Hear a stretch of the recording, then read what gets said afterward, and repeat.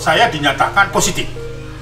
Padahal saya tidak punya gejala. Sebelumnya itu saya sangat kaget dan sangat stres. Saya langsung meloncat ucapan terima kasih dan syukur kepada Tuhan termasuk.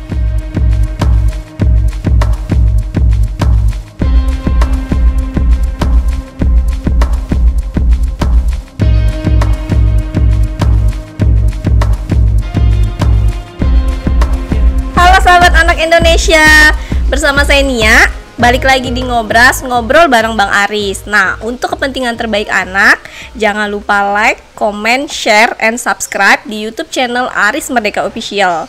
Kali ini kita akan ngobrol tentang pengalaman Bang Aris terlepas dari COVID-19. Nah, sekarang kita mau tanya, kira-kira gimana pengalamannya Bang Aris? Bang, gimana Bang kabarnya? Iya, syukurlah saya baik-baik sekarang. Yang sebelumnya saya merasa cemas karena ternyata seorang Aris Merdeka Sirait, sahabat anak Indonesia, bisa punya pengalaman pahit tentang menghadapi virus corona. Ini pengalaman yang sangat sungguh luar biasa yang patut saya bagikan kepada sahabat-sahabat saya termasuk anak-anak Indonesia. Apa itu, Nia?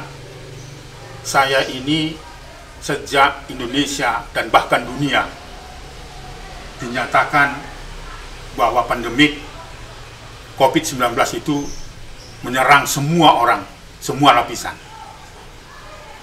Indonesia pada saat itu dimulai, ya, saat itu Indonesia terserang virus corona pada awal Maret 2020. Aktivitas saya tidak berhenti, ya. Orang berhenti karena ketakutan menghadapi virus corona.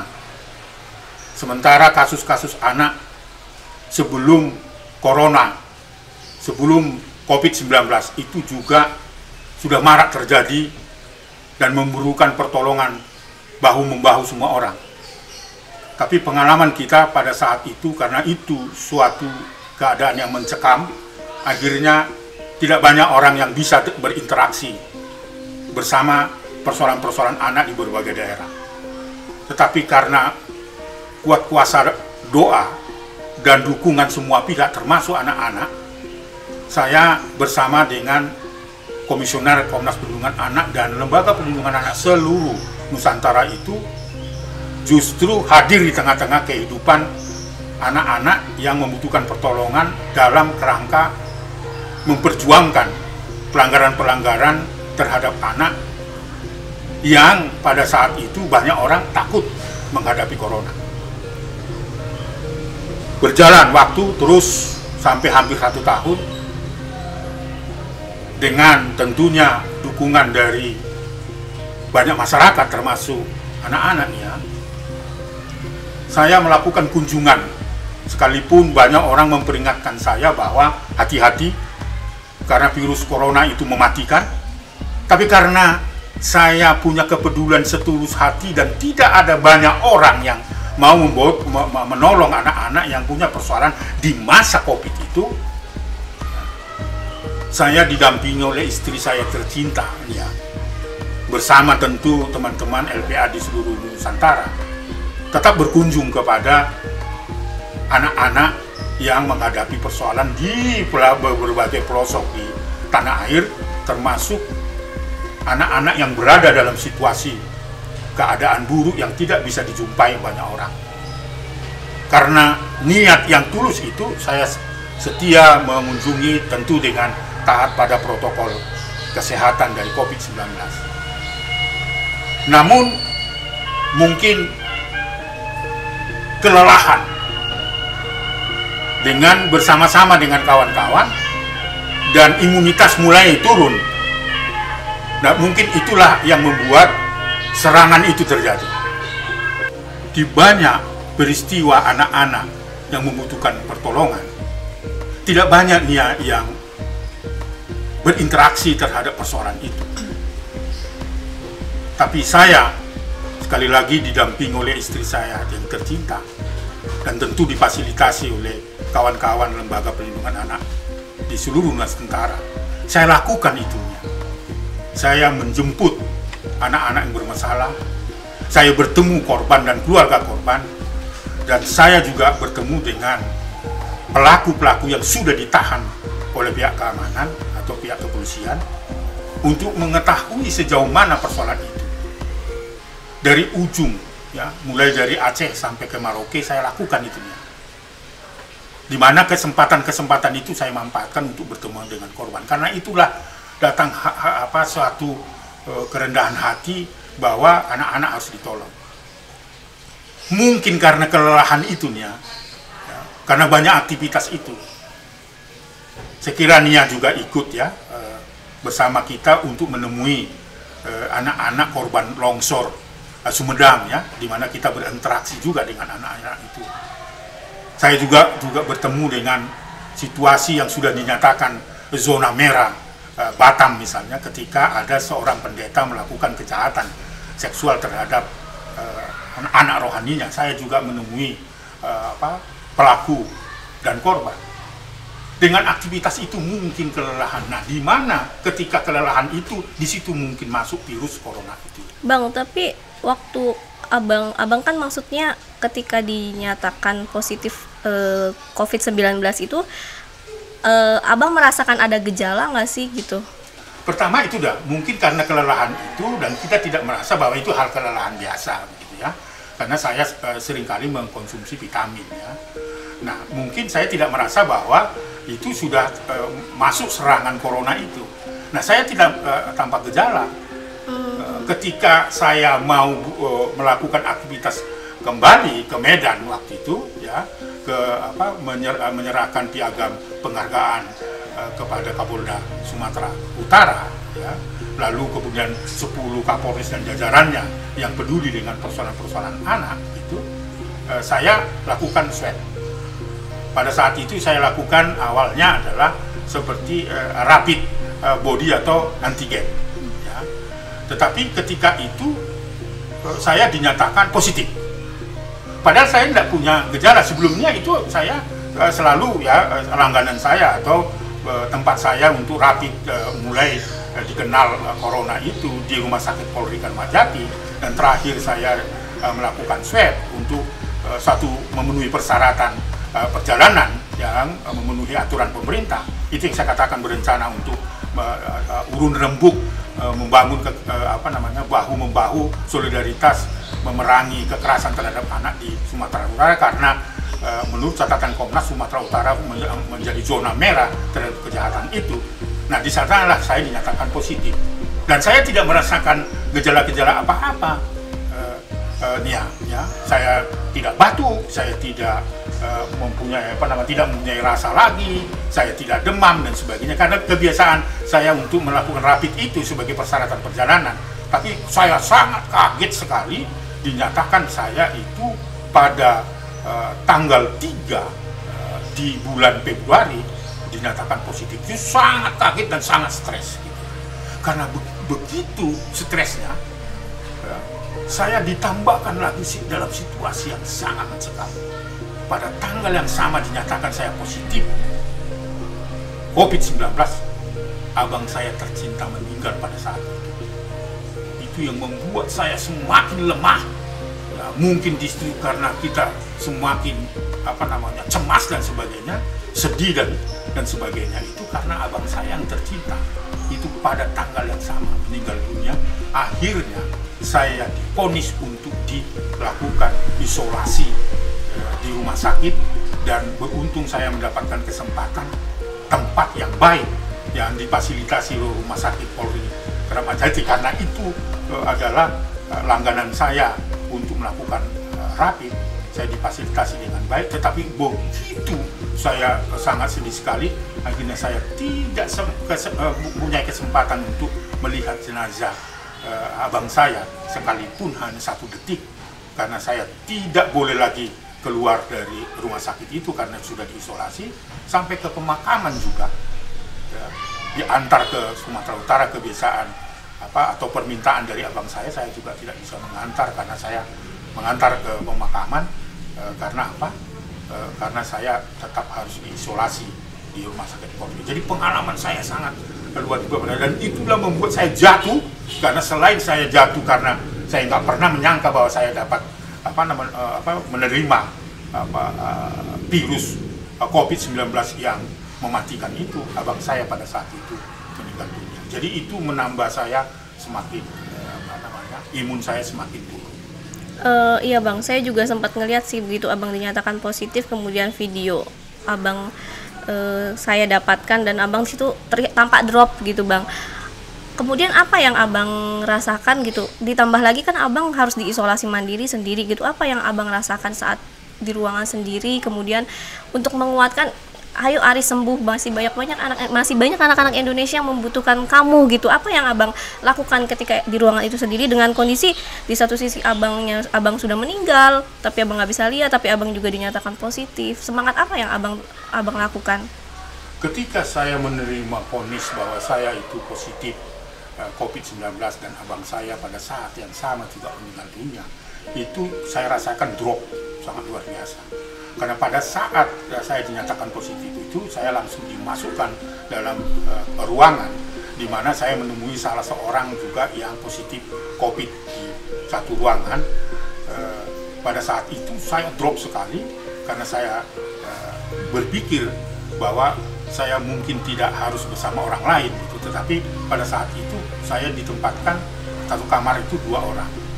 Nah, di situ saya mendengar abang saya tadi itu yang pada saat yang sama meninggal dunia, tidak selang berapa lama begitu ya, pada hari yang sama, dan saya ingat hari Rabu, itu membuat saya drop. Ketika saya berpikir bahwa saya seperti apa yang digambarkan oleh media, bahwa orang COVID-19 2, 3, 4 hari kalau dinyatakan positif dan tidak siap untuk menerima itu, bisa saja meninggal dunia, dan membayangkan istri saya tidak bisa melihat lagi, saudara-saudara saya tidak bisa melihat lagi, anak Indonesia juga tidak bisa melihat saya gitu, dan kawan-kawan dari LPA dimanapun para pegiat termasuk yang mungkin saya tidak bisa lagi melihat saya, itu saya semakin drop. Tetapi karena saya terus harus berjuang untuk bisa melawan itu, akhirnya saya menyemangati diri dengan apa? Dengan meminta kepada salah seorang suster di sana yang menjadi perawat saya. Pada saat itu saya minta tolong untuk dia foto, dia rekam saya menyampaikan pesan kepada anak Indonesia. Itu menambah saya semakin kuat, karena ketika itu saya share, karena pada saat itu masih bisa berkomunikasi dengan itu, saya minta divideokan, saya share kepada teman-teman, dan banyak respon termasuk anak-anak. Itu membuat saya semangat bahwa saya harus hidup. Ketika banyak doa-doa termasuk teman-teman di komisioner, termasuk Nia juga, saya kira termasuk juga anak-anak yang ada di Indonesia, anak-anak yang saat ini membutuhkan pertolongan, itu membuat saya baca kan ada yang menyampaikan cepat sembuh, pasti semangat dan sebagainya. Saya bangkit semangat saya, itu yang membuat saya mulai saya percaya diri bahwa saya harus terbebas dari COVID-19 itu atas doa. Nah, itu kalau pertanyaannya, karena dari apa? Dari kuat kuasa doa dari teman-teman pegiat perlindungan anak, termasuk anak-anak Indonesia, itu sangat luar biasa. Tapi yang paling utama adalah dukungan doa dan semangat dari istri saya, karena pada saat itu juga saya sudah khawatir, karena saya mungkin tidak bisa dilihat oleh istri saya, karena memang orang yang positif COVID-19 tidak bisa lagi didekati. Saya sangat takut dan cemas gitu, karena selama ini perjalanan mengunjungi anak-anak korban itu selalu karena saya perlu semangat, itu didampingi oleh istri saya. Saya sangat khawatir pada saat istri saya pada saat sama besoknya harus diumumkan apakah positif atau tidak. Itu yang membuat saya semakin cemas. Tetapi membuat saya bangkit, ya, itu berarti semangat untuk bertahan hidup melawan virus corona itu penting sekali atas doa-doa dari anak Indonesia.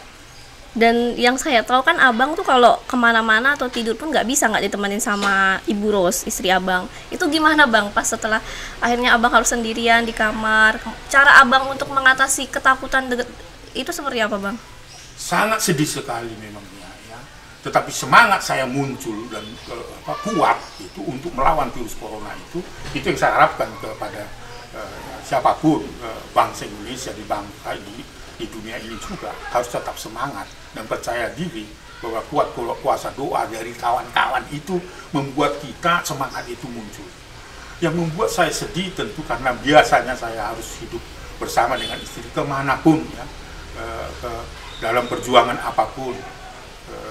Saya selalu ditemani oleh istri karena saya punya semangat itu karena inspirasi dari istri. Itu yang membuat kesedihan. Tetapi karena istri saya tahu itu, dia juga dengan semangat bahwa dia harus mendampingi suami, dia tetap datang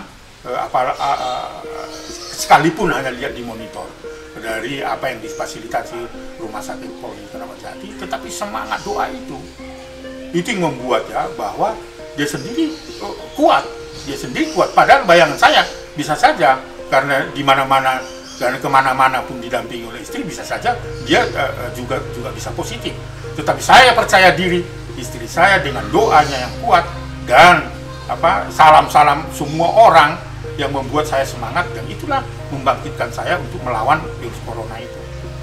Bang, sampai akhirnya abang terbebas dari COVID-19 ini, dan menurut dokter termasuk cepat gitu ya bang proses penyembuhannya gitu. Tapi itu menurut abang ngelakuin apa sih bang supaya bisa cepat sembuh gitu? Pertama seperti nasihat dokter tentunya, tetap meninggalkan aktivitas, komunikasi apapun itu harus dihentikan. Memang saya patuhi, saya tidak berkomunikasi kecuali dengan istri saya dan sesekali dengan Nia ya, karena saya butuh semangat juga gitu. Dan terima kasih Nia, karena itu juga adalah bagian dari perjuangan kita. Nah, satu keadaan yang mencekam itulah ketika ada sahabat-sahabat kita, termasuk istri, yang memberi semangat itu. Dan oleh dokter di Rumah Sakit Polri, karena saya mendapat atensi, kebetulan terima kasih kepada Pak Asep ya, selaku Kepala Rumah Sakit Polri Kramat Jati, yang mengunjungi saya juga, itu membuat sebuah semangat yang tinggi ya. Saya tidak menduga ya, ketika saya dipindahkan dari satu kamar ke kamar yang lain, pada sebelum sholat maghrib, Pak Asep sebagai Direktur Rumah Sakit Polri Kramat Jati mengunjungi saya dengan didampingi 2 dokter dan 1 suster. Itu membuat saya semangat karena dia datang ke ruangan saya, Pak Aris semangat gitu. Dia memberikan nasihat, aktivitas harus dihentikan semua. Semangat, dan itu katanya semangat dan semangat terus. Saya semakin semangat seperti apa yang saya sampaikan, selain saya dikunjungi dan didoakan oleh anak-anak di Indonesia. Tapi ketika ada kunjungan itu juga semakin semangat dan saya semakin patuh. Itu satu. Itu artinya apa? Pesannya adalah semangat. Hilangkan aktivitas, berhenti aktivitas. Bahwa aktivitas itu tidak akan pernah habis. Tetapi hilangkan semua apa yang ada dalam pikiran. Fokus saja bahwa harus gembira, hati bergembira. Karena pengalaman ini bukan hanya pengalaman satu orang, tetapi jutaan orang dan sebagainya. Jadi itu sebenarnya yang membuat kita lepas dari itu, sehingga kita cepat sekali. Orang biasanya kalau sudah dinyatakan positif COVID-19, pengalaman dari apa yang saya dengar di rumah sakit yang khususnya yang menderita COVID-19 itu bisa sampai sebulan, bisa sampai 2 bulan. Nah, saya kemarin itu, saya kira masuk tanggal 3, tanggal 10 saya sudah dinyatakan negatif terhadap COVID-19. Saya gembira sekali. Dan hari pertama nih ya sebelum saya keluar itu, karena itulah yang membuat sekaligus saya cemas, karena pada saat itu juga adalah mendengar hasil swab istri saya. Anda bisa bayangkan atau Nia bayangkan kalau kami dua-dua dinyatakan positif, dan siapa yang menolong lagi? Ya. Siapa yang memberi semangat itu? Itu yang saya tunggu-tunggu. Ketika pengumuman tanggal 8, istri saya dinyatakan negatif, saya langsung berteriak ya, mengucap terima kasih kepada Tuhan, syukur kepada Tuhan karena saya istri saya terbebas dari situ. Itu artinya kalaupun saya mati, itu bayangan saya sebelum saya mendengar keputusan saya itu negatif terhadap virus corona itu. Siapa yang melihat saya, siapa yang mengurus saya? Itu kecemasan, itu yang dipesankan oleh Dokter Aksep tadi, gitu kan. Nah, saya masih cemas lagi ketika istri saya sudah dinyatakan sekalipun negatif. Saya tanggal 9-nya juga harus mendengar hasil swab tanggal 8 itu, ya kan? Kalau istri saya kan 2 hari sebelumnya, jadi saya sehari sebelum tanggal 9. Saya menunggu-nunggu itu dalam tempo 24 itu rasa cemas, sekalipun istri saya tadi sudah nyatakan negatif. Saya sudah cemas. Ketika pagi jam itu ya 8.30, seorang dokter perempuan yang mengurus saya di Rumah Sakit Polri Kramat Jati, khususnya di ruang promoter 4, itu menyampaikan saya dengan hati-hati, mengatakan, saya sudah lihat ini, saya sudah ketakutan, apa hasilnya? Dia nyatakan bahwa saya itu adalah negatif terhadap virus corona. Saya langsung meloncat ucapan terima kasih dan syukur kepada Tuhan, termasuk kepada seluruh suster yang ada di situ dan perawat di situ dan dokter-dokter itu. Saya akhirnya mengucap syukur dan membuktikan sebagai saksi bahwa kuat kuasa doa dari kawan-kawan, dari anak-anak Indonesia, dari para pejabat juga, termasuk para perawat di sana untuk membebaskan saya dari virus corona itu. Itulah pengalaman yang sangat luar biasa. Awal masuk adalah pengalaman yang menyedihkan. Saya dinyatakan positif terhadap corona, abang saya meninggal dunia dan saya tidak bisa lihat. Padahal itu adalah abang saya satu-satunya, 4 hari yang lalu masih sempat ngobrol-ngobrol gitu. Lalu kemudian pada hari yang sama itu meninggal dunia. Itulah yang nggak bisa saya nilai keberhasilan penanganan dari virus corona itu dengan semangat, kuat kuasa doa dan sebagainya. Itu pengalaman saya. Bang, ini kan abang sudah terlepas dari COVID-19, kemudian abang pun yang sudah sudah menjaga protokol kesehatan juga masih kena. Nah, artinya berarti mungkin abang bisa kasih pesan untuk masyarakat di luar sana, apa tips yang bisa dilakukan supaya tidak terkena juga dengan COVID-19 ini, Bang? Terima kasih, Mia. Saya kira pengalaman saya ini perlu saya share kepada semua orang, termasuk saat ini yang sedang menghadapi COVID-19, untuk cepat sembuh dari serangan virus corona yang mematikan ini. Tetap semangat, hilangkan aktivitas terus berhati gembira, bahwa tanamkan bahwa hidup ada di tangan Tuhan, sehingga ketika kita menghadapi virus corona itu tetap bersemangat dan bersemangat. Itu yang terpenting.